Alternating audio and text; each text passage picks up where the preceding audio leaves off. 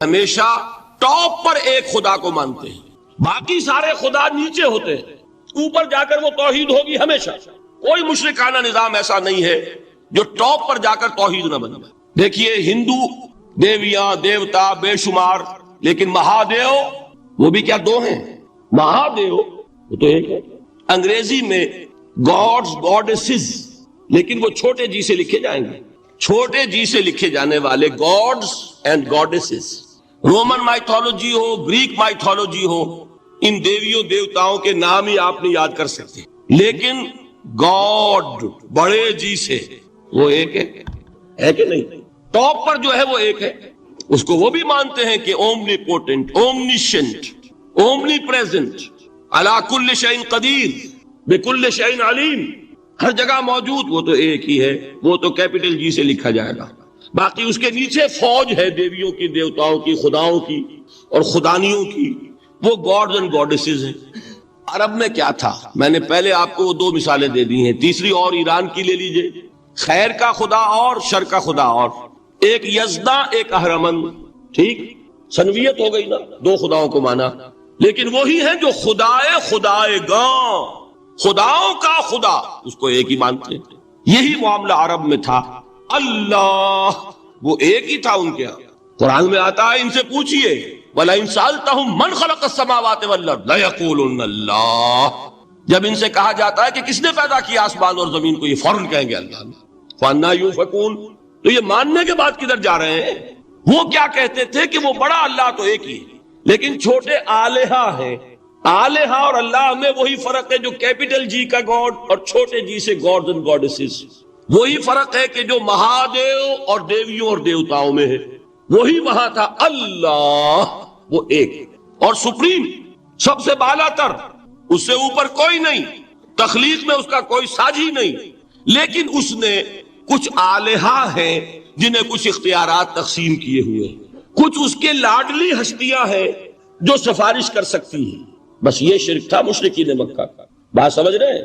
اس کا جائزہ لیں گے تو آپ کو، اور جو آج شرک کی اقسام میں بیان کروں گا اس کو ہاتھ میں لیں گے تو کسی موحد کا تلاش کرنا مشکل ہو جائے گا۔ ڈھونڈ اب ان کو چراغ رخ زیبا لے کر، آج جن کا نام مسلمان ہے ان کی اکثریت کسی نہ کسی نوع کے شرک میں مبتلا ہے۔ اب آئیے اقسام شرک۔ اقسام شرک میں بھی وہی کیفیت ہے جو نفاق کے بارے میں نے عرض کی تھی کہ ایک تقسیم یہ ہے جو علماء نے کی ہے، ایک ہے عقیدے کا نفاق، ایک ہے عمل کا نفاق۔ اسی طرح ایک ہے عقیدے کا شرک، ایک ہے عمل کا شرک۔ عقیدے میں نہیں ہے، عمل میں ہے۔ ایک تقسیم آپ نے سنی ہوگی شرک جلی، شرک خفی، ایک ہے ننگا شرک، کھلم کھلا شرک، ایک ہے چھپا ہوا شرک جو نظر نہیں آتا۔ لیکن ایک مغالطہ اپنے دل سے نکال دیجئے، بعض لوگ شرک خفی کو شرک نہیں سمجھتے، یہ بہت بڑی غلطی ہے۔ اگر وہ شرک نہ ہوتا تو حضور اسے شرک نہ کہتے، کوئی اور لفظ، عربی زبان کا دامن جو ہے محدود نہیں ہے، پھر اس کے لیے کوئی اور لفظ اختیار فرمایا جاتا ہے وہ شرک۔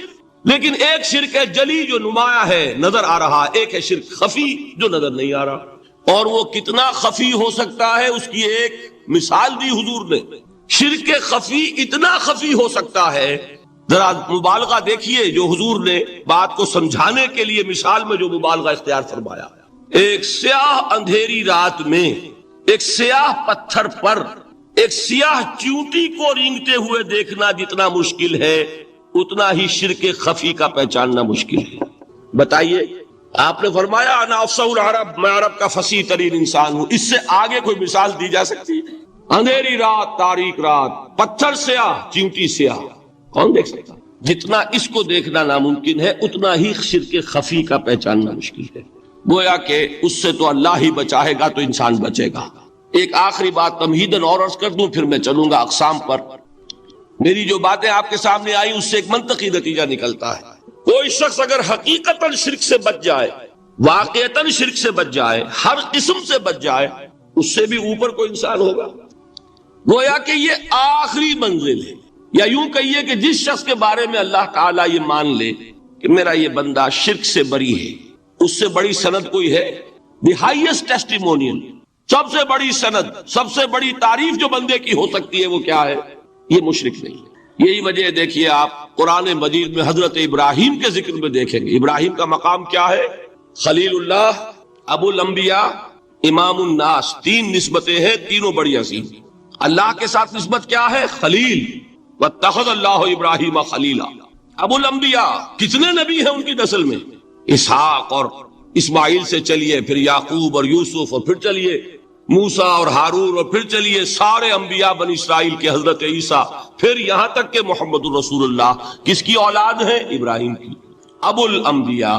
اور نمبر 3، انی جاعلک للناس اماما، امام الناس۔ اور قرآن میں جو سب سے بڑی سند انہیں دی جاتی ہے وہ کیا؟ وما کان من المشرکین، وہ ابراہیم مشرکین میں سے نہیں تھے۔ معلوم ہوا کہ یہ سب سے بڑی سند ہے، سب سے بڑا سرٹیفکیٹ ہے، سب سے بڑا ٹیسٹیمونیل ہے جو اللہ کی طرف سے کسی کو مل جائے۔ میں جو اقسام شرک بیان کرنا چاہتا ہوں تو میری تقسیم ذرا مختلف ہے۔ اب وہ ذرا اپنے ذہن میں وہ نقشہ بنا لیجئے، آپ بنایا کرتے ہیں ایک، اس کو پھر 3 میں تقسیم کیجئے۔ شرک کی 3 بڑی بڑی قسمیں ہیں۔ شرک فی الذات نمبر 1، شرک فی الصفات نمبر 2، شرک فی الحقوق نمبر 3۔ اور یہ میں عرض کر دوں آپ سے پہلے ہی، یہ مضمون بہت طویل ہے، میں آج صرف یہ کروں گا کہ خاکہ مکمل کر دوں۔ اب اس خاکے میں رنگ بھرنا، وہ تو ایک موضوع پر شرک فی الذات پر پوری تقریر ہونی چاہیے، شرک فی صفات پر ہونی چاہیے۔ ایک ایک گھنٹے کے میرے 6 کیسٹ ہیں اللہ کے فضل و کرم سے، جو کئی سال سے وہ پھیل رہے ہیں۔ 6 گھنٹے میں میں نے ان چیزوں کو بیان کیا، وہ موجود ہوں گے، لیکن آج وہ خاکہ ذہن میں بنا لیجئے، اور کچھ آپ کو الجبرے کے فارمولے ہاتھ میں آ جائیں تاکہ خود آپ میں صلاحیت پیدا ہو جائے پرکھنے کی کہ اس فارمولے کو اپلائی کر کے دیکھ لیں یہ شرک ہے یا نہیں۔ یہ 2 کام تو میں انشاءاللہ آج کر دوں گا، آپ مطمئن رہیں۔ باقی یہ کہ تفصیل وہ تو ہر سلسلے میں تفصیل پھر بہت ہوگی، وہ شوق ہو تو وہ کیسٹ آپ سنیے۔ تو 3 تقسیمیں ہو گئی۔ شرک فی الذات، اللہ کی ذات میں کسی کو شریک کر دینا، یہ سب سے زیادہ نمایاں، سب سے زیادہ جلی، سب سے زیادہ عریاں، اور اللہ تعالیٰ کو سب سے زیادہ مبغوض اور ناپسند شرک۔ شرک فی الصفات نمبر 2، یہ ایک علمی مسئلہ ہے جس میں آدمی ٹھوکر کھا جاتا ہے اگر محتاط نہ ہو۔ بڑے سے بڑے آدمی کو ٹھوکر لگ جائے گی، اس کا میں فارمولہ صرف آپ کو دوں گا، وہ ذہن میں رکھ لیجئے، پھر جہاں چاہیں اپلائی کیجئے، انشاءاللہ تعالی آپ کو ٹھوکر نہیں لگے گی۔ شرک فی الحقوق، اسی کا دوسرا نام شرک فی العبادت ہے۔ اللہ کا حق کیا ہے بندے پر؟ بندہ اللہ کی عبادت، لیکن اس کو 5 اس کے مظہر ہیں، ان میں گن کر بتا دوں گا کہ یہ شرک فی العبادت ہے۔ شرک فی العبادت کی اکثر شکلیں وہ ہیں کہ جو عملی شرک علماء جسے کہتے ہیں، اور اس کی شکلیں وہ ہو جائیں گی جن کو شرک خفی کہتے ہیں۔ تو سب سے جلی شرک فی الذات، سب سے خفی شرک فی الحقوق یا شرک فی العبادت، درمیان میں ایک علمی اعتبار سے مسئلہ ہے شرک فی صفات کا۔ اب آئیے سب سے پہلے شرک فی الذات، اس کی 2 قسمیں، اب اس کو تقسیم کیجئے 2 میں۔ ایک قسم جو زیادہ جلی ہے، زیادہ عریاں ہے، زیادہ ننگی ہے، یہ عجب ستم ظریفی ہے تاریخ کی کہ وہ ان قوموں میں پیدا ہوئی جو اپنا تعلق رسولوں سے جوڑتی ہے۔ کیا کہ کسی کو خدا کا بیٹا بنا دینا، بیٹی بنا دینا۔ اب ظاہر بات ہے، بیٹا بیٹی بنا دینا بالکل ہم پلہ کر دیا کہ نہیں؟ نو وہی ہو گئی کہ نہیں؟ دیکھیے غور کیجئے، گدھے کا بیٹا گدھا ہوگا، گھوڑے کا گھوڑا ہوگا، خدا کا خدا ہوگا۔ انسانوں میں آ جائیے، سید کا بیٹا سید ہوگا، مغل کا بیٹا مغل ہوگا۔ یہ بالکل ہم کفو بنا دینے والی بات ہے، بالکل ہم پلہ، ہم جنس، ہم نوع۔ یہ بدترین شرک ہے، اور آپ کو معلوم ہے یہ شرک کن میں پیدا ہوا؟ یہود کے ایک گروہ میں پیدا ہوا جنہوں نے حضرت عزیر کو خدا کا بیٹا قرار دیا۔ قالت الیہود عزیر ابن اللہ۔ سب سے زیادہ پیدا ہوا عیسائیوں میں جنہوں نے حضرت مسیح کو خدا کا بیٹا قرار دیا۔ اور واقعہ یہ ہے کہ اس گمراہی میں ان سے آگے کوئی نہیں جا سکتا۔ ان بدبختوں نے یہاں تک صراحت کی ہے کہ مسیح خدا کا صلبی بیٹا ہے، اس لیے کہ 2 لفظ آتے ہیں، ایک ہوتا ہے ابن، ایک ہے ولد، ان میں ذرا فرق ہے۔ ابن کا لفظ عربی زبان میں کسی اور سینس میں بھی استعمال ہوتا ہے۔ ابن السبیل کسے کہتے ہیں؟ مسافر کو۔ تو کیا وہ مسافر اور کیا وہ رستے کا بیٹا ہوتا ہے، سبیل کا بیٹا؟ ابن الوقت کسے کہتے ہیں؟ اپارچونسٹ۔ ابن الوقت کوئی اصول نہیں، گنگا گئے تو گنگا رام اور جمنا آئے تو جمنا داس، یہ کیا ہے؟ ابن الوقت۔ لیکن ابن کے معنی جو ہے وہ بیٹے کے بھی ہے، تو تعویل ہو سکتی ہے۔ لیکن انہوں نے ولد کہا ہے۔ ولد کسے کہتے ہیں؟ صلبی بیٹے۔ یہ بدترین شرک ہے۔ یہی وجہ ہے کہ قرآن مجید میں آپ دیکھیں گے کہ جتنا غضب اللہ کا ان پر بھڑکا ہے اس عقیدے پر، وَيُنذِرَ الَّذِينَ قَالُوا اتَّخَذَ اللَّهُ وَلَدًا، یہ قرآن نازل ہوا ہے محمد پر صلی اللہ علیہ وسلم تاکہ وہ خبردار کریں انہیں جنہوں نے یہ کہا ہے کہ اللہ نے کسی کو بیٹا بنایا۔ یہ سورہ کہف میں ہے، اور اگلی سورت سورہ مریم میں تو ایسا غضب اللہ کا ظاہر ہوتا ہے، وَقَالُوا اتَّخَذَ الرَّحْمَنُ وَلَدًا لَقَدْ جِئْتُمْ شَيْئًا إِدًّا تكاد السماوات يتفطرن منه وتنشق الارض وتخر الجبال هدا ان دعوا للرحمن ولدا وما ينبغي للرحمن ان يتخذ ولدا۔ انہوں نے کہا کہ رحمان نے کسی کو بیٹا بنایا۔ تم بہت بڑی گستاخی کی بات کر رہے ہو، تمہاری اس گستاخی کی وجہ سے آسمان پھٹ پڑنے کو ہے، زمین شق ہو جانے کو ہے، اور قریب ہے کہ پہاڑ ایک دھماکے کے ساتھ گر جائیں کہ انہوں نے خدا کے لیے بیٹا تصنیف کر دیا۔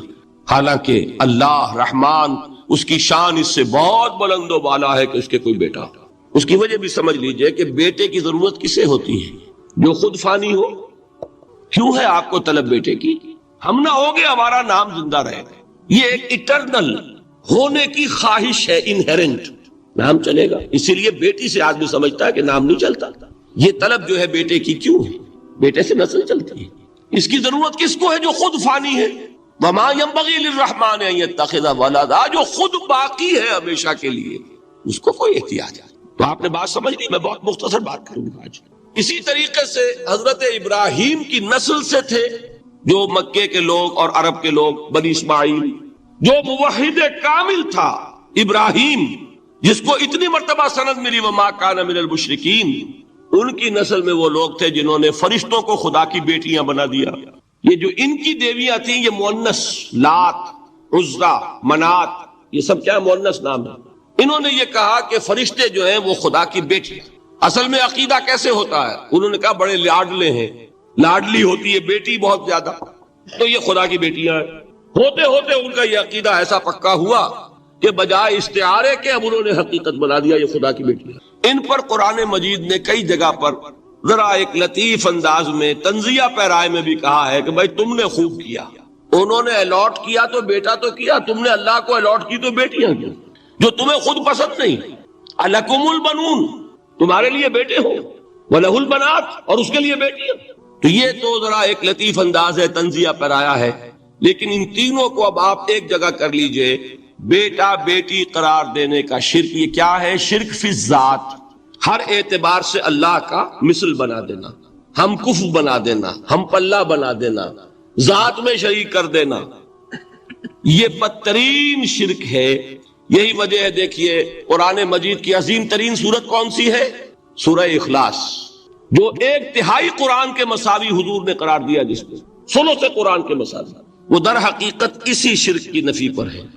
قل هو اللہ احد اللہ الصمد لم یلد ولم یولد ولم یکن لہ کفوا احد۔ یہی آیا اس میں سورہ بنی اسرائیل کی آیت آخری میں نے سنائی تھی، وقل الحمد للہ الذی لم یتخذ ولدا، کہو کہ کل شکر اور کل تعریف اس اللہ کے لیے جس نے کسی کو اپنا بیٹا بیٹی نہیں بنایا۔ ولد دونوں پر جاتا ہے، اولاد جیسے آپ کہتے ہیں، اولاد بیٹا بیٹی شریک ہوتے ہیں، نہ اس کا کوئی بیٹا نہ اس کی کوئی بیٹی، نہ وہ جنا گیا نہ اس نے کوئی جنا۔ ایک قسم تو یہ ہوئی شرک فی الذات کی۔ دوسری قسم کیا ہے؟ یہ ان مذاہب میں ہوئی ہے جو نبیوں اور رسولوں کی طرف نسبت نہیں رکھتے بلکہ فلسفیانہ مذاہب ہیں۔ ہندوستان کے اکثر مذاہب فلسفیانہ ہیں۔ فلسفیانہ مذاہب میں یہ شرک فی الذات کس شکل میں پیدا ہوا؟ دو شکلیں پیدا ہوئی، ایک ہمعوست اور ایک حلول۔ حلول کیا ہے؟ اللہ نے کسی انسان کے اندر اپنے آپ کو حل کر دیا، انسانی شکل میں وہ خود ظاہر ہو گیا، اوتار کا عقیدہ، انگلش میں گاڈ انکارنیٹ۔ عیسائیوں میں بھی حضرت مسیح کو گاڈ انکارنیٹ بھی قرار دیا جاتا، خود خدا نے یہ شکل اختیار کر لی۔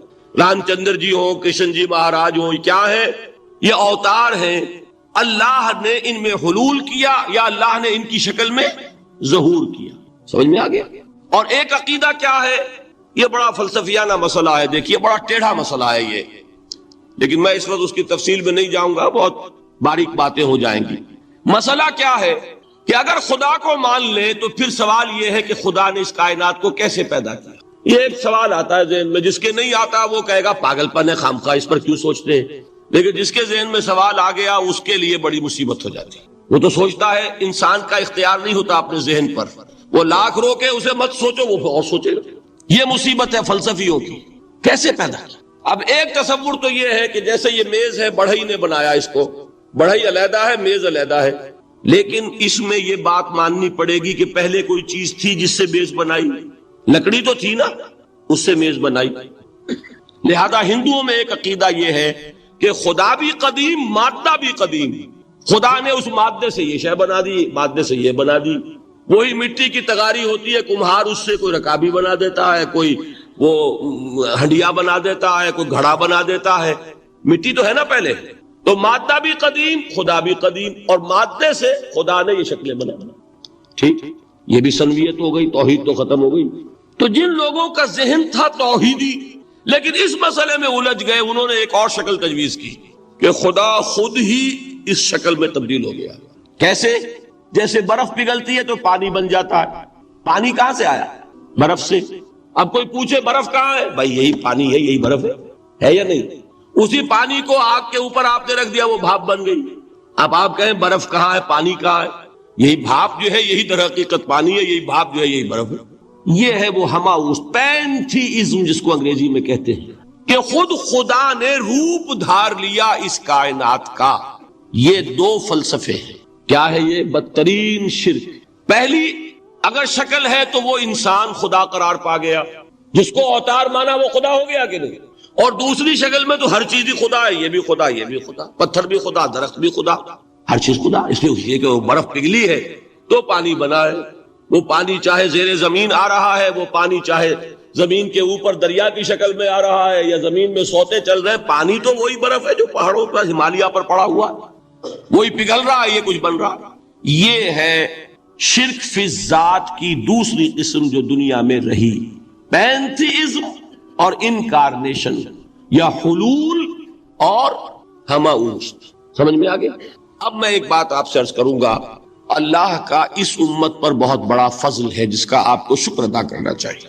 اس نوع کے شرک سے یہ امت 15ویں صدی شروع ہو جانے کے باوجود تاحال بحیثیت مجموعی محفوظ ہے.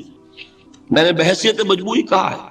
کوئی افراد یا عوام الناس یا جوہلاء یا شعراء یا نعت گو وہ مبالغہ آرائی میں کوئی بات کہہ دیتے ہو تو وہ علیحدہ بات ہے. لیکن مسلمانوں میں کوئی مستند فرقہ اور اس کے جو مستند عقائد ہیں ان میں الحمدللہ آج تک ایسی کوئی چیز شامل نہیں. اس کا جب آپ تقابل کریں گے نا، آپ کا کیا خیال ہے عیسائیوں کو حضرت مسیح سے کتنی محبت تھی؟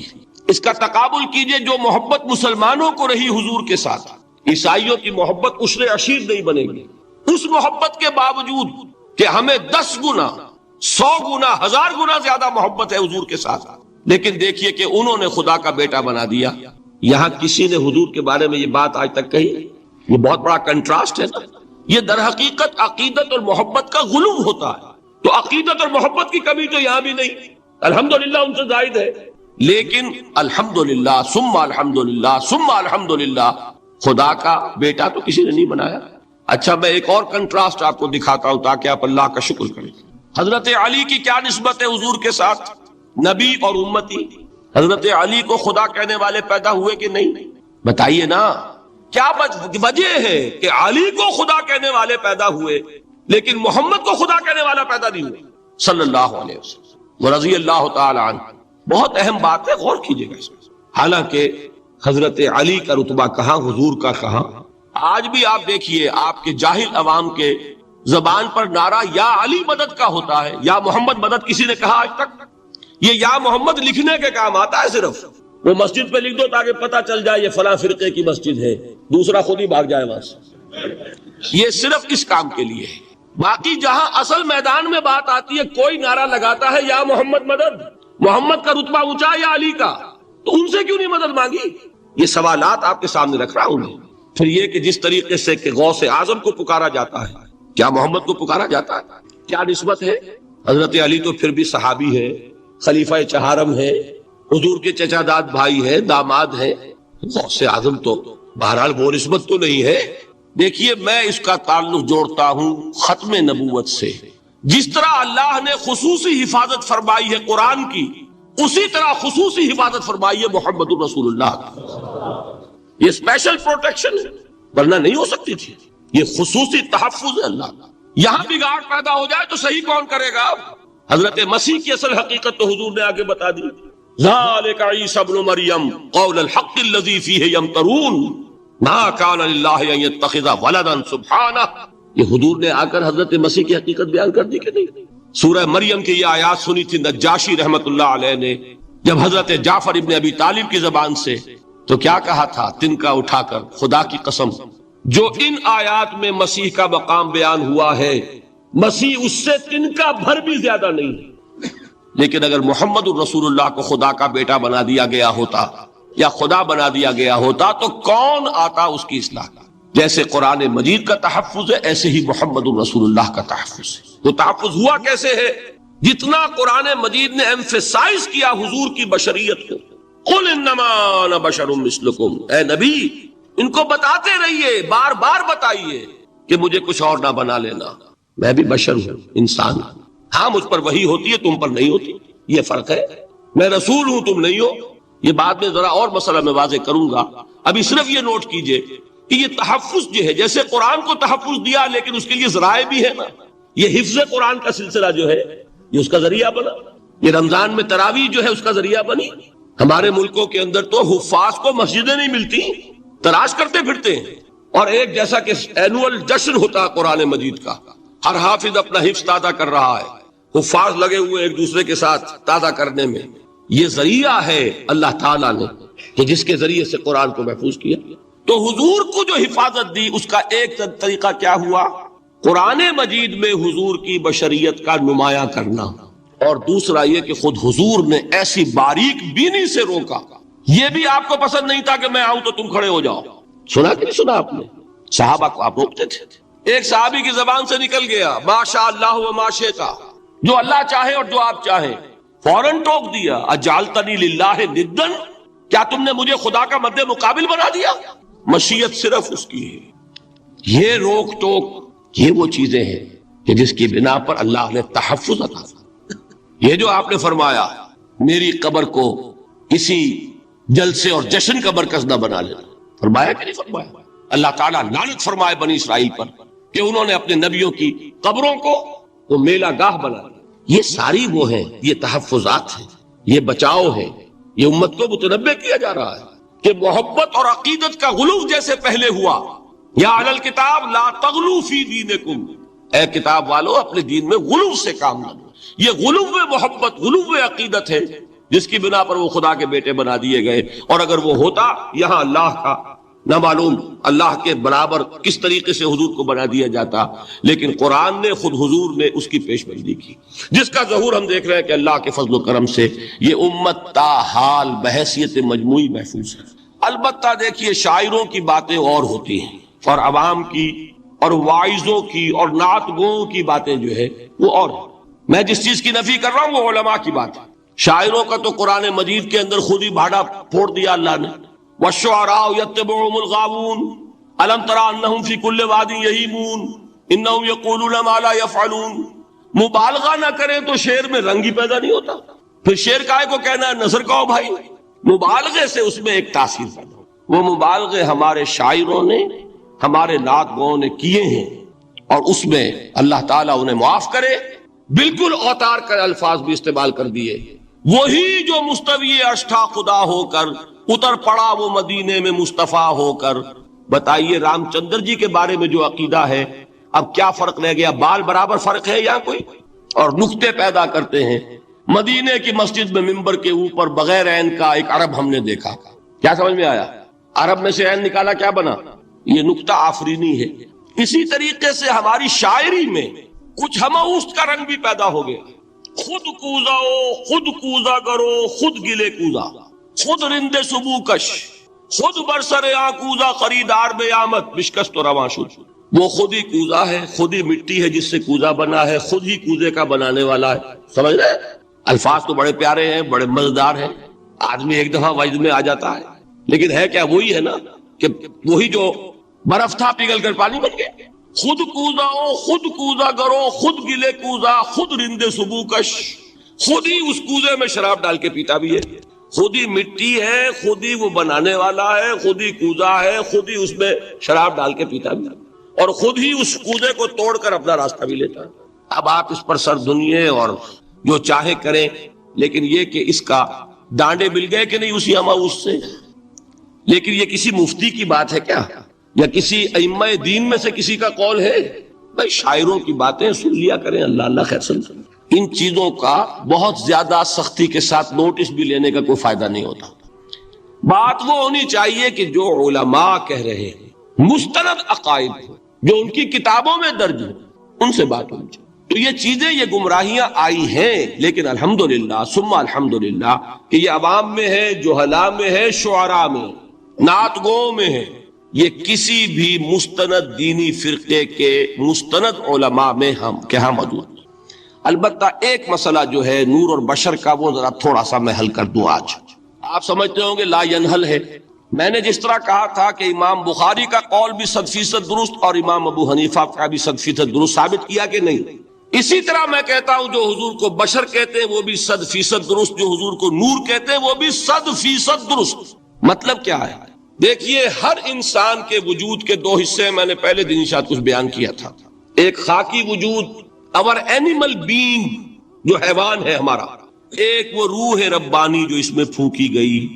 آدم میں جب وہ روح پھونکی گئی تب وہ مسجود ملائک بنے. فَإِذَا سَوَّيْتُهُ وَنَفَخْتُ فِيهِ مِن رُوحِي فَقَعُوا لَهُ سَاجِدِينَ. دو جگہ آیت ہے قرآن مجید میں، ایک شوشے کے فرق کے بغیر، سورہ حجر اور سورہ صاد. جب میں اس کو پوری طرح تیار کر لوں اور اس میں اپنی روح میں سے پھونک دوں تو گر پڑنا اس کے سامنے سجدے میں. ہمارا جو خاکی وجود ہے وہ ظلمانی ہے، اور جو ہمارا روحانی وجود ہے وہ نورانی ہے. اس کی نسبت کس سے ہے؟ اللہ سے. بات سمجھ میں آئی؟ لیکن ہم نے اپنے اس نورانی وجود کو اپنے خاکی ظلمانی وجود میں دفن کیا ہوا، اور محمد الرسول اللہ صلی اللہ علیہ وسلم کا وہ نورانی وجود آپ کے اس خاکی وجود پر اس درجے غالب تھا کہ وہ خاکی وجود معدوم کے درجے میں ہے، لیکن وہ حضور صلی اللہ علیہ وسلم پر اثر انداز نہیں ہو سکتا. وہی خاکی وجود ہے جسے ہم نفس کہتے ہیں. نفس غلبہ کر سکتا ہے محمد پر صلی اللہ علیہ وسلم. حضور کی شخصیت کی نورانیت نے آپ کی شخصیت کے خاکی وجود کا احاطہ کیا ہوا. ہماری شخصیت کی ظلمانیت نے ہماری اس نورانیت کو گل کیا ہوا، دفن کیا ہوا، چھپایا ہوا. بس یہ فرق ہے. انہیں آپ کہہ لیں نور، صحیح ہے، ان کی نورانیت غالب. یہی بات ہے جو حضور نے اس طرح سمجھائی. دیکھو، ہر انسان کے ساتھ ایک شیطان ہوتا ہے. اب کسی صحابی نے بڑی جرت سے کام لیا، پوچھ لیا حضور کہ آپ کے ساتھ بھی ہے؟ ہر انسان کے ساتھ جو کہا نا، تو انسان تو ہے آپ بھی، جو کہ آپ کے ساتھ بھی ہے. آپ نے فرمایا ہے، لیکن میں نے اسے مسلمان کر رکھا. بات ختم ہو گئی. نفی نہیں ہے، وہ میرے تابع ہے، میرا مطیع ہے، مجھے غضب نہیں پہنچا سکتا. ہے تو صحیح، لیکن نہ ہونے کے درجے میں آ گیا کہ نہیں. یہ ہے فرق سارا. اور میں یہاں پہ کوٹ کرنا چاہتا ہوں ایک بہت بڑے بریلوی مکتب فکر کے عالم دین صاحب زادہ، نام میرے ذہن سے ایک دم اتر گیا، فیض الحسن. اللہ تعالیٰ ان کی خطاؤں سے درگزر فرمائے، ان کی مغفرت فرمائے. آپ نے سنا ہوگا نا نام. انہوں نے ایک روز تقریر کی جو میں نے سنی، اور تقریر کہاں کی؟ ساہیوال میں.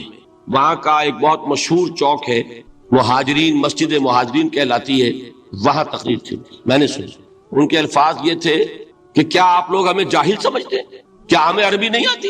کیا ہم نے قرآن نہیں پڑھا جس میں بار بار یہ لکھا ہوا ہے کہ حضور بشر ہے؟ حضور بشر ہیں، لیکن اصل میں ہم حضور کی بشریت کو نمایاں کرنے کو سوء ادب سمجھتے ہیں. بات سمجھیے آپ نے، اس قدر پیاری بات ہے. انہوں نے کہا کہ آپ کے باپ کا نام کیا ہے؟ عبد الرحمان. آپ عبد الرحمان کہہ کے پکارتے ہیں انہیں؟ ابا جان. ابھی آپ نے وہ آیات سنی، حضرت ابراہیم نے اپنے مشرک باپ کو یا ابت ہے، یا ابت ہے، بڑا پیارا ترجمہ کیا. ابا جان، ابا جان. کیا نام لیں گے؟ آپ کے باپ کا نام ہے، نام نہیں لیتے آپ. کیوں؟ ادب کی وجہ سے. اسی وجہ سے ہم در حقیقت حضور کی بشریت کو نمایاں کرنے کو سوء ادب سمجھتے ہیں، ورنہ کوئی ہم جاہل ہیں، ہمیں عربی نہیں آتی، ہم نے قرآن نہیں پڑھا، اب جانتے ہیں کہ وہ بشر. بات سمجھ میں آئی؟ کتنی آسانی سے مسئلہ حل ہوتا، بشرطے کہ نیت حل کرنے کی ہو. آخر آمنہ کے بیٹے ہیں، عبداللہ کے بیٹے ہیں، عبد المطلب کے پوتے ہیں، بچپن آپ پر گزرا ہے، لڑکپن آپ پر گزرا ہے، نوجوانی آپ پر آئی ہے، جوانی آپ پر آئی ہے، شادی آپ نے کی ہے، اولاد آپ کی ہے، کون بے وقوف احمق ہوگا کہ جو آپ کی بشریت کا انکار کرے گا؟ لیکن یہ کہ جس طریقے سے اس کو بیان کیا جاتا ہے وہ ایک مسئلہ بن گیا اختلافی، وہ رد و قضا اور کھینچ تان، اور اس میں بھی سمجھ لیجئے مثلکم پر جو ایمفیسس بعض حضرات دے دیتے ہیں اپنے توحیدی جو ان کے اندر ایک مزاج ہے، اللہ تعالیٰ ان کے مزاج کو اور پختہ کرے، لیکن اس میں بھی مبالغہ کیا جاتا ہے۔ ایک حدیث مجھ سے سنیے جس میں حضور نے مثل کا انکار کیا۔ مثلکم کا مطلب اگر کسی نے یہ سمجھا کہ بالکل ہم جیسے ہیں تو بہت بڑی مغالطے میں۔ حضور صوم وصال سے منع فرماتے تھے، خود رکھتے تھے۔ صوم وصال کیا ہے؟ آج روزہ رکھا، شام کو افطار نہیں کیا، وہی روزہ رات بھر چل رہا ہے، اگلے دن بھی چل رہا ہے، شام تک کو جا کے پھر کھولا تو 2 دن کا صوم وصال ہو گیا، اگلے دن بھی نہیں کھولا، چلا تو 72 گھنٹے کا صوم وصال ہو گیا۔ یہ کیا ہے؟ صوم وصال۔ خود رکھتے تھے اور صحابہ کو روکا۔ صحابہ میں سے کسی نے ہمت کر لی، حضور آپ خود رکھتے ہمیں روکتے؟ فرماتے ہیں ایکم مثلی، تم میں سے کون مجھ جیسا ہے؟ ابھی تو عند ربی، میں تو اپنے رب کے پاس رات گزارتا ہوں، ہوا یطعمنی ویسقین، وہ مجھے کھلاتا ہے پلاتا ہے۔ بتائیے کون ہے جو اس کا دعویٰ کرے گا؟ حضور کے خصائص ہیں۔ حضور خود فرماتے ہیں تم صرف سامنے سے دیکھتے ہو، میں پیچھے سے بھی دیکھتا ہوں۔ کہاں ہوا وہ مثلیت؟ اگر آپ نے بالکل اپنے جیسا سمجھ لیا تو بڑے مغالطے میں ہیں۔ نبی کا مقام ہے، نبی کا رتبہ ہے، نبی کے خصائص ہیں۔ آپ سو گئے تو آپ کی نیند، آپ کی وضو ٹوٹ گئی اور نبی سو گیا تو کہاں گئی مثلیت پھر؟ مثل اس معنی میں کہ بشر ہیں، نسل آدم سے ہیں، اس میں کوئی شک نہیں، اس معنی میں مثل ٹھیک ہے، قل انما انا بشر مثلکم، لیکن ہر اعتبار سے تو نہیں۔ سب سے بڑا فرق یہی ہے کہ وہی آ رہی ہے، معراج پہ تشریف لے گئے ہیں، اس دنیا میں بیٹھے ہوئے بھی جنت کا مشاہدہ فرما لیتے ہیں، کرا دیا جاتا ہے، دوزخ کا مشاہدہ کرایا جاتا ہے، فرشتے کو دیکھ رہے ہیں، یہ چیزیں ہیں۔ اور پھر خصائص جیسا کہ میں نے عرض کیا کہ آپ پیچھے سے بھی دیکھتے ہیں۔ آپ کا معاملہ یہ ہے کہ آپ اگر سو جائیں تو آپ کا وضو نہیں ختم ہوگا۔ یہ ساری چیزیں جو ہے ان سب کو بیلنس کیجئے تو معلوم ہوگا کہ آپ بشر بھی ہیں 100% درست، لیکن آپ کی وہ نورانیت، آپ سراج منیر، ہدایت کا روشن چراغ، آپ کی جو روح انور ہے وہ آپ کے اس جسدی وجود پر اس طریقے سے حاوی ہے کہ گویا کہ اس نے اس کی ظلمانیت کو ختم کر کے رکھ دیا۔ اس معنی میں کوئی کہے نور مجسم تو مجھے کوئی اعتراض نہیں۔ یہ ہے ان چیزوں کو جمع کرنے کی شکل، خام خواہ کی کھینچ تان کے سوا کچھ نہیں۔ بہرحال یہ پہلا حصہ ختم ہوا، شرک فی الذات۔ اب آئیے شرک فی الصفات۔ میں نے عرض کیا تھا کہ یہ ایک بڑا علمی مسئلہ ہے اور اس میں ٹھوکر لگ جاتی ہے۔ وجہ کیا ہے اس کو سمجھ لے۔ بنیادی بات، ہماری زبان جو ہے وہ بہت محدود ہے۔ ہماری ہی زبان ہے جسے اللہ نے ذریعہ بنایا اپنی ہدایت کا، ورنہ ہمارے پلے نہ پڑتی بات، ظاہر ہے نا۔ لیکن ہماری زبان کی محدودیت ہے۔ اس محدودیت کا ایک مظہر یہ ہے کہ ہم جو الفاظ اللہ کے لیے بطور صفت استعمال کرتے ہیں وہی الفاظ مخلوقات کے لیے بھی کر لیتے ہیں۔ اللہ موجود، ہم بھی موجود۔ اللہ زندہ، ہم بھی زندہ۔ اللہ علیم، تو انسان علیم بھی علیم نہیں، علامہ بھی ہے کہ نہیں؟ یہ تو بڑا مبالغے کا لفظ ہے، انسان علامہ ہے کہ نہیں؟ اللہ دیکھتا ہے، بصیر ہے، ہم بھی بصیر ہیں۔ اللہ سنتا ہے، سمیع ہے، ہم بھی سنتے ہیں۔ اللہ کو قدرت حاصل ہے، کچھ ہمیں بھی حاصل ہے۔ ایک مکہ مارا تھا حضرت موسیٰ نے، جان نکال دی تھی کہ نہیں؟ ہے نا کچھ نہ کچھ۔ اللہ چاہتا ہے، ہم بھی چاہتے ہیں۔ اسی دیکھیے چاہت میں وہ ہو گیا تھا جس پر روک دیا حضور نے، ما شاء اللہ وما شئت اجعلتنی للہ ندا، کیا تم نے مجھے اللہ کا مد مقابل بنا دیا؟ دھوکہ ان الفاظ کے اشتراک کی وجہ سے لگ جاتا ہے۔ بات سمجھ میں آئی؟ اب اس میں فارمولہ میں نے عرض کیا تھا کہ ایک نوٹ کر لیں تو مسئلے سارے حل ہو جائیں گے۔ جب ہم کوئی لفظ بطور صفت اللہ کے لیے بولتے ہیں اور اسی لفظ کو مخلوق میں سے کسی کے لیے بولتے ہیں، مخلوق میں سب آ گئے، جمادات، حیوانات، انسان، اولیاء اللہ، فرشتے، انبیاء، رسول، سب مخلوق تو ہیں نا۔ تو کل مخلوقات، جب ہم ایک لفظ بطور صفت استعمال کریں گے اللہ کے لیے اور اسی لفظ کو استعمال کریں گے بندوں کے لیے تو ان میں 3 فرق ہیں جو ذہن میں رہنے چاہیے، گن کر یاد کیجئے۔ اللہ کی ذات قدیم ہے، ہمیشہ سے ہے، اسی طرح اس کی صفت بھی قدیم ہے، ہمیشہ سے ہے۔ مخلوقات حادث ہیں، ان کی صفات بھی حادث ہے۔ حادث قدیم کے مقابلے میں کہ پہلے نہیں تھی پھر ہو گئی۔ ایک فرق، اللہ کی ذات از خود ہے، کسی اور نے تو اس کو وجود نہیں بخشا نا۔ اللہ کا وجود از خود ہے، ذاتی ہے۔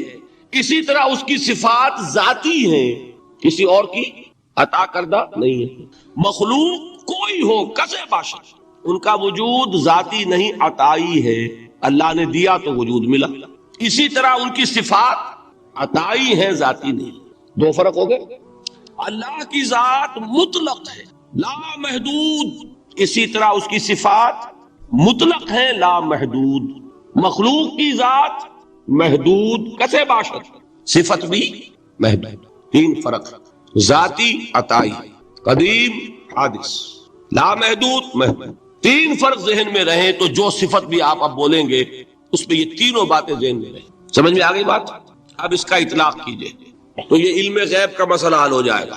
یہ بھی لا ینحل سمجھا جاتا ہے۔ علم کسی کا بھی ہو، انسان، فرشتہ، اولیاء، انبیاء، رسول، حضور صلی اللہ علیہ وسلم، کسی کا بھی، حادث ہے، قدیم نہیں ہے، عطائی ہے، ذاتی نہیں ہے، محدود ہے، لا محدود نہیں ہے۔ تین باتیں مان لیں، شرک نہیں ہوگا۔ ان میں سے ایک کو ساقط کر دیں، شرک ہو جائے۔ آئی بات سمجھ؟ اللہ کی قدرت ذاتی ہے، عطا کردہ نہیں۔ مخلوق میں جس کو قدرت حاصل ہے وہ عطائی ہے، ذاتی نہیں۔ اللہ کی قدرت لا محدود، یفعل ما یشاء فعال لما یرید علی کل شیء قدیر۔ ہم مخلوق کوئی بھی ہو اس کی قدرت محدود، اللہ کی قدرت جب سے وہ ہے ہمیشہ سے ہے، ہمیشہ سے قدرت بھی ہے، اور مخلوق میں سے قدرت یہ حادث ہے۔ تینوں چیزیں سامنے رہیں، شرک نہیں ہوگا۔ ایک چیز کی بھی کمی ہو گئی، شرک ہو جائے گا۔ یہ ساری صفات پر لے آئیے۔ اللہ کی حیات ذاتی، ہماری عطائی، لائی حیات آئے، قضا لے چلی چلے، اپنے بس میں نہ آنا تھا نہ جانا ہے، زندگی اس کی عطا کردہ ہے، جب چاہے لے لے۔ اللہ کی حیات بھی ایسی ہے کیا؟ ذاتی۔ الحی، ہماری حیات محدود، ویسے بھی محدود، موت آئے گی شاید ختم ہو جائے، چلیے موت ختم نہیں کرتی، ہم سمجھتے ہیں کہ وہ ہماری ابدی ہے۔ محدود اس معنی میں تو ہے کھانے کو نہ ملے تو کمزوری، ذرا کام کیا تو تکان، نیند بھی آ رہی ہے، اونگ بھی آ رہی ہے۔ اور اس کی حیات الحی القیوم لا تاخذہ سنۃ ولا نوم، حیات ذاتی ہے، لا محدود ہے اور قدیم ہے۔ یہاں حیات عطائی ہے اور حادث ہے اور محدود ہے، ساری صفات۔ اس کو ذہن میں رکھ لیجئے۔ تو اب دو مسئلے میں یہاں حل کر دوں۔ جو لوگ کہتے ہیں حضور کو علم غیب نہیں تھا اور جو کہتے ہیں تھا، بدقسمتی سے دونوں نے ڈیفینیشن علیحدہ کر لی۔ جو ڈیفینیشن نفی کرنے والوں نے کی ہے اس کی وجہ سے، اس کے اعتبار سے واقعتاً نہیں تھا۔ انہوں نے ڈیفینیشن یہ کی ہے، تعریف یہ کی ہے، وہ علم جو خود حاصل ہو جائے، اللہ کا عطا کردہ علم جو ہے وہ کہتے ہیں وہ غیب نہیں ہے۔ تو وہ بھی مانتے ہیں کہ ہر علم جو حضور کو حاصل ہے وہ اللہ کا عطا کردہ۔ میں سائیو عالم میں یہ سارے مرحلے میں نے طے کیے نا اپنے زمانہ طالب علمی میں۔ مولانا منظور احمد شاہ صاحب ہیں سائیوال میں ایک، میں ان کے پاس حاضر ہوا۔ میں نے کہا جی یہ مسئلہ کیا ہے علم غیب کا، مجھے ذرا سمجھائے۔ انہوں نے ایک کتاب اپنی نکالی کہ دیکھیے صاحب، ہم حضور کے علم کے بارے میں یہ باتیں مانتے ہیں۔ حضور کا علم حادث ہے، قدیم نہیں ہے۔ حضور کا علم محدود ہے، لا محدود نہیں ہے۔ حضور کا علم عطا کردہ ہے، ذاتی نہیں ہے۔ میں نے کہا یہ تین باتیں اگر آپ مان لیں تو میرا تو جھگڑا کوئی نہیں آپ سے۔ ہوتا کیا ہے جب آئیں گے وعظ میں، خطابت میں، تو عالم ما کان وما یکون، اب الفاظ وہ استعمال کر جائیں گے۔ ایک واعظ ہے، عام مقرر ہے، واہ واہ ہوتی ہی نہیں، نعرے لگتے ہی نہیں، محفل میں گرمی آتی نہیں جب تک کہ ایسے مبالغے نہ کریں۔ لیکن وہ چیز لکھی ہوئی ان کے ہاں ہے کہ حضور کا علم حادث ہے، قدیم نہیں ہے۔ حضور کا علم محدود ہے، لا محدود نہیں ہے۔ حضور کا علم عطائی ہے، ذاتی نہیں ہے۔ ان تینوں چیزوں کے بعد کوئی بڑے سے بڑا وہابی اور بڑے سے بڑا اہل حدیث بھی انکار نہیں کرتا۔ باقی یہ بات جان لیجئے کہ غیب اور حضور یا شہادہ یہ در حقیقت عام انسانوں کے اعتبار سے الفاظ استعمال ہوئے ہیں۔ جب قرآن میں کہا جاتا ہے عالم الغیب والشہادہ، اللہ غیب اور جو ظاہر ہے یا موجود ہے سب کا جاننے والا ہے، تو مجھے بتائیے اللہ کے لیے کوئی غیب ہے؟ اللہ کے لیے کوئی شے غیب ہے؟ تو کیوں کہا جا رہا ہے عالم الغیب والشہادہ؟ وہ ہمارے اعتبار سے کہا جا رہا ہے. جو تمہارے لیے غیب ہے اللہ اس کو بھی جانتا ہے، اور جو تمہارے سامنے اللہ اسے بھی جانتا ہے. اللہ کے لیے تو کل شہادہ ہے. کسی شے کا لا یعزب عنہ مثقال ذرۃ فی السماوات والارض، آسمانوں اور زمین کا ایک ذرہ بھی اس سے غائب نہیں ہوتا. غیب کا وجود کیا اللہ کے. تو یہ الفاظ مستعمل ہے ریلیٹو ہمارے اعتبار سے، اور ہمارے اعتبار سے جو شے غیب ہے اس میں سے ایک حصہ اللہ دیتا ہے نبی کو، تبھی تو نبی بنا. اور پھر پہلے رسول حضرت ان کی تفسیر جو تورات میں آئی ہے وہ یہ ہے کہ 650 برس تک تو یہ دعوت دیتے رہے، قوم اڑی رہی. اس کے بعد وہ قوم ختم کر دی، غرق کر دی. اس کے بعد بھی 300 برس تک حضرت نوح جو ہے ان لوگوں کے ساتھ رہے. اب جو مسلمان بچ گئے تھے، اب ان سے ایک نئی تہذیب، نیا تمدن، نئی قوم جو ہے اس سے ابری ہے. تو ان کی تربیت، ان کا تزکیہ، ان کی تنظیم، ان کی تعلیم، اس کا فریضہ بھی حضرت نوح علیہ السلام نے 300 برس تک. یہ تورات کے اندر ہے، قرآن میں نہیں. پھر جعلنا، اچھا ایک بات اور نوٹ کر لی، کیونکہ عالمین کہا ہے، تمام جہان والوں کے لیے ہم نے نشانی بنا. تو حضرت نوح علیہ السلام کا ذکر ہندوستان میں جو ان کے بڑے بڑے اسکرپچرز ہیں ان کے اندر ایک شخص گزرا ہے ابھی ماضی قریب میں، ڈوبائس لکھیں گے اسے، لیکن یہ کہ فرینچ تھا اور فرانسیسی زبان میں آخری لفظ جو ہے وہ بولتا ہے ڈوبائی. تو جیسے مورس بوکائے، حالانکہ بوکیل اگر پڑھیں گے انگریزی میں تو وہ مورس بوکیل بنتا ہے، لیکن وہ مورس بوکائے. یہ شخص 40 برس تک ہندوستان میں رہا، اور اس نے ہندوؤں کے اسکرپچرز، ان کے جو مقدس جو صحیفے ہیں، کتابیں، وہ اس نتیجے پر پہنچا کہ منو جو ایک بزرگ شخصیت جس کا ذکر ہے ہندوؤں کے ہاں، منو یہ مہانو تھے. مہانو بہت بڑے نو، مہا کا لفظ جو ہے ہندی میں بڑے کے، آتما روح، مہاتما بہت بڑی روح، مہاتما وہ بہت ہی اونچی روحانی شخصیت. مہاتما بھارت، مہابھارت، ہر ہندو کے دل میں جو لکھا ہوا ہے کہ مہابھارت دوبارہ قائم ہو. یہ پورا پاکستان، ایسٹ پاکستان، یہ سب نیپال، بھوٹان، سری لنکا، یہ سب ہندوستان کے اندر مدغم ہو کر مہابھارت بڑا بھارت قائم. تو مہانو سے وہ نوح بن گیا ہے. اور جو ان کی منو سمرتی ہے وہ در حقیقت حضرت نوح کی وہ شریعت تھی جو انہوں نے اپنے قوم کو منو سمرتی. واللہ عالم. میں یہ سمجھتا ہوں چونکہ اس میں یہ ہے کہ مہانو جو ہے ایک بڑا ہڑ آیا تھا، بہت بڑا سیلاب آیا تھا، تو کشتی میں سے جو لوگ بچے تھے ان میں سے کچھ یہاں بھی آئے. تو اس حوالے سے محسوس ہوتا ہے کہ ان کی بات ٹھیک. دوسری طرف عیسائی پادریوں کی دیکھا دیکھی ہندوؤں کی باسی کڑی میں بھی ابال آ گیا. آؤ نا ہم بھی سیر کریں کوہ طور کی. مسلمان اس وقت دبے ہوئے تو ہے، ذرا ہم بھی کچھ اپنا غصہ نکال لیں. اور مسلمانوں پر ان کا تبلیغی حملہ 2 صورتوں میں ہوا. ابھی اس کو سمجھنے کی ضرورت ہے. عیسائیت والی بات میں ایک ٹرانزینٹ پیریڈ تھا، ان کا وہ ایگریسو دور تو ختم ہو گیا. اگرچہ ابھی تک مشنریز ہیں، کام کر رہے ہیں بے تحاشا. پاکستان میں تو جتنا فروغ ہوا ہے آزادی کے بعد اس کا 100واں حصہ بھی پہلے نہیں تھا. لیکن اصل میں پورے ہندوستان کے اعتبار سے اب غور کیجئے تو یہ ہندوؤں کا حملہ مسلمانوں پر 2 مختلف شکلوں میں ہوا ہے. ایک خالص رجعتی اور تنگ نظرانہ انداز میں مخالفت، مسلمانوں پر حملہ، نفی، اعتراضات، قرآن پر، حضور کی سیرت پر حملے، رقیق حملے. دوسرے قدر وسیع المشربی کے رنگ اور ترقی پسندانہ انداز. آپ اس کو یوں کہہ سکتے ہیں کہ ایک ہے زہر دے کر مارنا، ایک ہے گڑ کھلا کے مارنا. وسیع المشربی، یہ تمام دین ایک ہی ہے، کیا فرق پڑتا ہے. یہ تنگ نظری نہیں ہونی چاہیے. اور تو اسلام تو خود کہتا ہے لا اکراہ فی الدین. کیوں ان چیزوں کے اندر جھگڑا جائے. بس جو چیزیں سب کے نزدیک مشترک ہیں، کامن ڈینومینیشن جو ہے اس کو نکال لو. اس میں سے جو چیزیں مشترک ہیں، سچ بولو، جھوٹ نہ بولو، کم نہ تولو، وعدہ خلافی نہ کرو. بس یہ ہے اصل ایسنس آف دین. کیا فرق پڑتا. یہ وہی فلسفہ جو اکبر کا تھا، یا جو اس وقت بھکتی تحریک نے جو ڈیفنس اپنا کیا تھا، ہندوازم کا defence against the onslaught of Islam. ان میں سے پہلے کا حشر تو اگرچہ عیسائی مشنریوں کے انجام جیسا ہی ہوا، لیکن جس طرح کوئی بخار جاتے جاتے مریض کے لیے کوئی اذیت بخش چیز چھوڑ دیتا ہے، جسے عام گھریلو زبان میں بخار کا موتنا کہتے ہیں. یہاں پہ کوئی چھالے نکل آئے، کچھ اور ہو گیا. یہ ہمارے ہاں کی کولوکیل لینگویج میں کہتے ہیں بخار بوجھ گیا. یہ بخار تو چلا گیا، یہ لعنت چھوڑ گیا. اسی طرح یہ فتنہ بھی جاتے جاتے جسد ملت میں ایک سرطان کی جڑیں جما گیا. رہا دوسرے انداز کا حملہ تو اس نے میٹھی چھری والا کام کیا اور مسلمانوں نے ہند کے اچھے بھلے حصے کو متاثر کیا.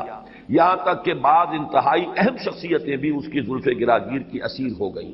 یہ تو گویا کہ دونوں کا میں نے بہت اجمال میں ذکر کر دیا، اصل آگے تفصیل آ رہی ہے۔ اول الذکر حملہ جو جارحانہ انداز میں تھا اور جس میں حملہ تھا آریہ سماجیوں کی جانب، آریہ سماج ایک نئی آرگنائزیشن قائم ہوئی جنہوں نے 1865 ہی کے لگ بھگ مسلمانوں کو للکارنا شروع کر دیا تھا، اور 1875 میں سوامی دیانند سرسوتی کی تصنیف ستیارتھ پرکاش کی اشاعت سے تو گویا یہ فتنہ عروج کو پہنچا۔ اس کے جواب کے لیے علماء حق بھی میدان میں آئے، لیکن بدقسمتی سے اس میدان میں نمایاں حیثیت آن جہانی غلام احمد قادیانی کو حاصل ہو گئی، جس نے 1883 میں اپنی تالیف سرمہ چشم آریہ ہی کے ذریعے وہ ہر دل عزیزی حاصل کی تھی جو اس کے ظرف سے بہت زیادہ ہونے کے باعث چھلک پڑی۔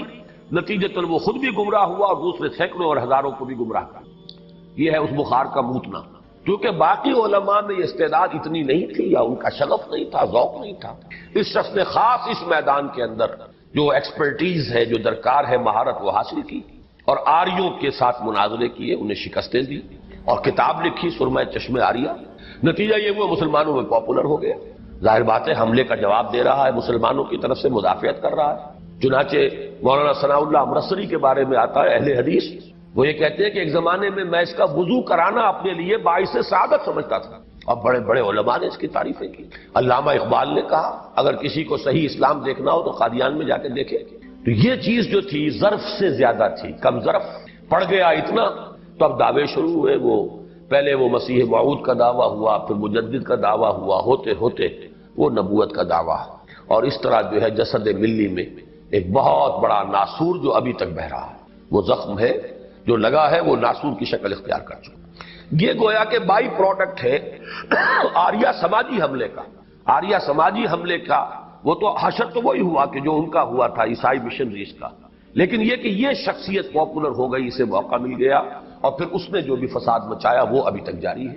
یہ آریہ سماج تھا، یہ برہم سماج ہے، جس کی تاسیس 1816 میں راجہ رام موہن رائے نے کی تھی۔ اس کی پیدائش ہے 1770، وفات ہے 1833، یعنی آپ تاریخوں کو جوڑتے جائیے۔ 1770 یعنی شاہ ولی اللہ کے انتقال کے 7 برس بعد پیدا ہو رہا ہے، اور فوت ہوا ہے 1833 میں، یعنی واقعہ فاجعہ اور حادثہ جو ہے بالا کوٹ کا اس کے 2 برس بعد۔ یہ کنٹمپریری ہسٹری کا ایک نقشہ۔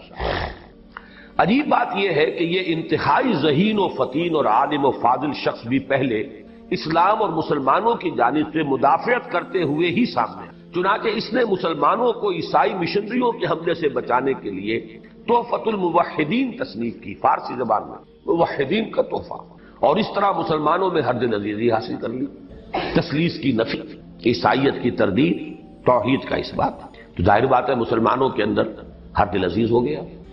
بعد میں یہ شخص اپنشدوں کا پرچارک، ہندوستان کی عظمت و سطوت پارینہ کا نقیب اور ہندی نیشنلزم کا علم بردار بن کر سامنے آیا۔ انڈین نیشنلزم در حقیقت ذہن اس شخص کے ذہن کی پیداوار ہے، اور گاندھی سب سے زیادہ متاثر جو ہوا ہے وہ اس شخص سے، اس کی تحریروں سے، اس کے افکار سے۔ اور مسلمانوں نے ہند کے دلوں میں نرم گوشہ پیدا کرنے کے لیے اس نے اکبر اعظم علیہ ما علیہ کے نقش قدم پر چلتے ہوئے دین الہی کے چربے کے طور پر وحدت ادیان کا فلسفہ ایجاد کیا۔ وہ وحدت الوجود تھا، یہ وحدت ادیان ہے، جس کے ناوک نے اچھے اچھوں کو زخمی کیا اور بڑے بڑوں کے دلوں کو چھید ڈالا۔ واقعہ یہ ہے کہ انڈین نیشنل کانگریس کی پوری تحریک اسی ایک شخص کے ذل اور بروز کی حیثیت رکھتی ہے۔ ذل سائے کو کہتے ہیں، بروز ظہور کو کہتے ہیں، برازہ ظاہر ہو جانا۔ ایک ہی شخص کا سایہ اور اس کا ظہور ہے، مظہر ہے، ایکسٹینشن ہے، یہ پوری انڈین نیشنل کانگریس کی تحریک ہے، اور گاندھی جی کی شخصیت پر سب سے گہری چھاپ اسی کی نظر آتی ہے۔ یہ عجیب مماثلت ہے کہ جس طرح راجہ جی نے اسلام اور مسلمانوں کی مدافعت میں تحفۃ الموحدین تالیف کی، اسی طرح گاندھی جی نے مسلمانوں کی تالیف قلب کے لیے تحریک خلافت میں حصہ لیا، اس میں شمولیت اختیار کی۔ کہاں گاندھی، کہاں خلافت، کیا تعلق؟ اور وحدت ادیان کے فلسفے کو اتنا اچھالا کہ مولانا ابوالکلام آزاد مرحوم جیسی عظیم اور نابغہ شخصیت بھی اس کی زلف گراگیر کی اسیر ہو گئی۔ نابک نے تیرے سید نہ چھوڑا زمانے میں۔ یہ ذرا کنٹروورشیل معاملہ ہے، مولانا ابوالکلام آزاد کے بعض معتقدین اس کی شدت سے نفی کرتے ہیں، لیکن بعض لوگ بڑی شدت کے ساتھ، اور ان میں بہت مخلص لوگ بھی ہیں، وہ کہتے ہیں کہ یقیناً وہ برہمو سماج سے متاثر تھے، وحدت ادیان کے قائل ہو گئے تھے۔ مولانا اصلاحی صاحب تو ایک مرتبہ بہت ہی ناراض ہوئے تھے مجھ پر، جب میں نے کچھ مولانا ابوالکلام آزاد کی کچھ تعریف نصاب میں کی تھی۔ جس زمانے میں وہ سرپرست تھے تو انہوں نے یہ الفاظ کہے تھے بہت سخت کہ کون نہیں جانتا کہ اس شخص کی موت برہمو سماج پر ہوئی، یعنی کہ گویا کہ ان کے نزدیک مولانا ابوالکلام آزاد حالت ارتداد میں فوت ہوئے۔ اتنا غصہ تھا ان کے اس جو برہمو سماج پر موت ہوئی اس کی۔ لیکن بہت سے لوگ اس کی نفی کرتے ہیں۔ ایک تو یہ کہ قرین قیاس معلوم ہوتا ہے کہ جب مولانا ابوالکلام آزاد وہ جو ہم پڑھ چکے ہیں کہ بدل ہوئے ہیں 1920 میں علماء کے طرز عمل سے، اس کے بعد پھر انہوں نے کانگریس میں شمولیت اختیار کی باضابطہ، تو ظاہر بات ہے کہ گاندھی کی شخصیت بہت پرزور شخصیت تھی، زوردار شخصیت، اس سے اثر پڑتا تھا لوگوں پر، ان کی فکر پر، سوچ پر۔ تو کوئی عجب نہیں ہے کہ کچھ تاثر جو ہے مولانا ابوالکلام آزاد نے لیا ہو۔ ایک بات جس کا کہ جواب کوئی بھی جو مدافعت کرنے والا ہے وہ نہیں دے پاتا، وہ یہ ہے کہ مولانا آزاد کی جو تفسیر سورہ فاتحہ ہے، اس میں جو مرکزی آیت ہے سورہ فاتحہ کی ایاک نعبد و ایاک نستعین، جس میں عبادت کا فلسفہ آتا ہے، اس پر مولانا ابوالکلام آزاد نے کچھ نہیں لکھا۔ وہاں تو پھر یہ کہ پہلے ربوبیت پہ بہت کچھ لکھا، رحمت پر بہت کچھ لکھا، ہدایت پر بہت کچھ لکھا، لیکن یہ کہ اس آیت کو ایسا گول کر گئے ہیں کہ عنوان ہی کو علیحدہ قائم نہیں کیا، بس چھوٹا سا پیرا ہے سابقہ پیرے کے ساتھ۔ کیا وجہ ہے؟ کیا یہ قرآن مجید کی مرکزی سورہ فاتحہ کی مرکزی آیت نہیں ہے؟ یہ میں جس سے بھی بات کرتا ہوں، جو بھی مولانا ابوالکلام آزاد کی طرف سے مدافعت کرتا ہے، وہ چپ ہو جاتا، جواب نہیں اس کے پاس۔ یہی معاملہ ہوا مولانا اخلاق حسین قاسمی کے ساتھ، وہ بھی مدافعین میں سے ہے، مدافعت کرنے والے ابوالکلام کی طرف سے کہ یہ غلط الزام ہے، لیکن اس سوال کے جواب میں چپ ہو گئے، خاموش۔ یہی ہمارے ہاں یہاں نوجوان علماء جو ان میں مولانا قاری سعید الرحمان صاحب ہیں الوی، وہ بھی اس سوال کا جواب نہیں دے پاتے، خاموش۔ تو معلوم یہ ہوتا ہے، اسی لیے دیکھیے میں نے بارہا جو اپنی تقریروں میں کہتا ہوں کہ میں جب ابوالکلام کا نام لیتا ہوں، وہ ابوالکلام صرف 1912 سے 1920 والا ہے۔ بعد کے ان کے سیاسی نظریات، بعد کے ان کے مذہبی، اگر یہ تصور صحیح ہے، میں نے تو اب ظاہر بات ہے میں ریسرچ ورکر نہیں ہوں، وہ تو اللہ نے ایک وہ 1920 والے واقعے کی ریسرچ مجھ سے زبردستی کرا دی کہ مولانا یہ اپنے پروفیسر چشتی صاحب کا ایک جملہ میں لکھ کر اور مجرم بن گیا، پکڑا گیا، لہذا مجھے پھر چھان بین کرنی پڑی، ورنہ میں تو کوئی ریسرچ ورکر تو نہیں ہوں۔ بہرحال یہ اپنی جگہ پر جو کنٹروورسی ہے وہ میں نے آپ کو بتا دی۔ قرین قیاس ہے یہ، اس کو یعنی یہ کہ بات کچھ سمجھ میں آتی ہے گاندھی کی شخصیت کے ساتھ ان کا جو قرب رہا اور جس قدر پھر وہ جس طرح انہوں نے اپنے آپ کو انڈین نیشنل کانگریس کے اس پوری تحریک میں گم کیا ہے، تو اس میں سمجھ میں آتی ہے بات کہ اس فلسفے